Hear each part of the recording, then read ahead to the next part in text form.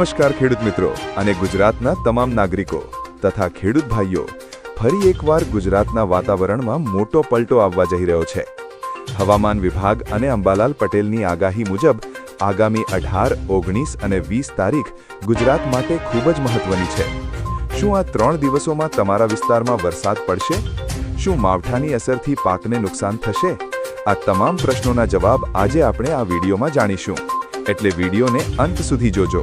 અને જો તમે ચેનલ પર નવા હો તો અત્યારે જ સબસ્ક્રાઇબ કરી લો। સૌપ્રથમ વાત કરીએ 18 અને 19 તારીખની। અરબી સમુદ્રમાં સર્જાયેલા ભેજવાળા પવનોને કારણે દક્ષિણ ગુજરાત અને સૌરાષ્ટ્રના દરિયાકાંઠાના વિસ્તારોમાં વાદળછાયું વાતાવરણ જોવા મળશે। સૌરાષ્ટ્ર, અમરેલી, ભાવનગર અને ગીર સોમનાથના છૂટાછવાયા વિસ્તારોમાં પવન સાથે હળવા વરસાદી ઝાપટા પડી શકે છે। દક્ષિણ ગુજરાત, વલસાડ, નવસારી અને ડાંગમાં પણ માવઠાની પૂરેપૂરી શક્યતા છે। ખેડૂત મિત્રો, આ 2 દિવસોમાં પવનની ગતિ સામાન્ય કરતાં વધુ રહી શકે છે, જેની અસર ઊભા પાક પર પડી શકે છે। હવે વાત કરીએ 20 તારીખની। 20 તારીખે પશ્ચિમ વિક્ષેપ વેસ્ટર્ન ડિસ્ટર્બન્સ સક્રિય થવાને કારણે ઉત્તર અને મધ્ય ગુજરાતમાં વાતાવરણ પલટાશે।